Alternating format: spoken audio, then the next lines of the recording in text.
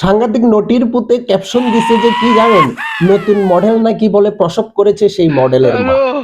তো তাকে বলতেছে যে আপনি এদিক দিয়ে একটু খালি করেন, এদিক দিয়ে একটু দেখান, এদিক দিয়ে এই পাশ সেই পাশ ইত্যাদি ইত্যাদি করুন, এবং যাতে এভাবে দেখান আমি ভিডিও করতে করতে যখন আমার চেতনাদণ্ড দাঁড়িয়ে যাবে, আমি যাতে শ্যাম্পু একটা কিনে বাথরুমে গিয়ে 2-1 মিনিটের মধ্যে কাজ সেরে আবার যাতে এসে আপনার ভিডিও দেখে আবারও গরম হব, আবারও বাথরুমে গিয়ে কাজ শেষ করে আবারও চেতনাদণ্ড ঠান্ডা করে আসবো।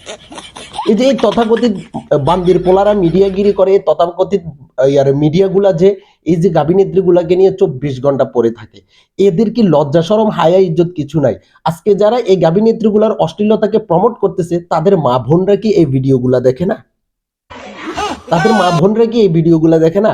এই নষ্ট মস্তিষ্কের সাংবাদিকগুলাকে একটাবার চিন্তা করে না, আমি যে এই বেহাইয়া নারীগুলাকে, এই বেহাইয়া নারীগুলার ভিডিও 24 ঘন্টা নেওয়ার জন্য পাগল পাড়া হয়ে থাকি, আজকে যদি আমার মেয়ে বা আমার বোন বা আমার আম্মার চোখে পড়ে কেমন হবে?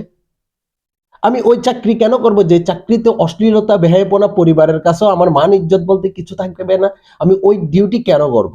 আমি কেন ওই রাস্তায় টাকা ইনকাম করতে যাব যে রাস্তায় সমাজের কাছে আমি নিকৃষ্টতম ভাবে প্রতিষ্ঠিত হব?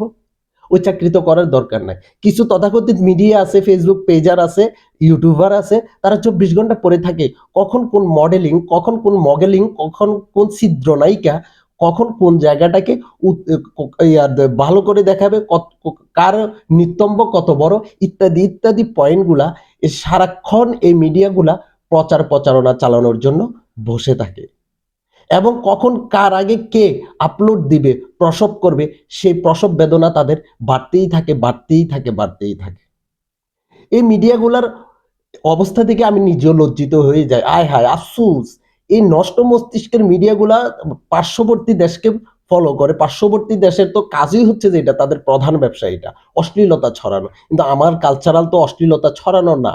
আমার কালচারাল তো ওই দেশের কালচারালের মতো না। কাজেই তথাকথিত মিডিয়াগুলাকে বলবো, তোদের যদি মনোমস্তিষ্ক ঠিক থাকে তাহলে অবশ্যই এগুলা প্রমোট করা বন্ধ করে দিবি।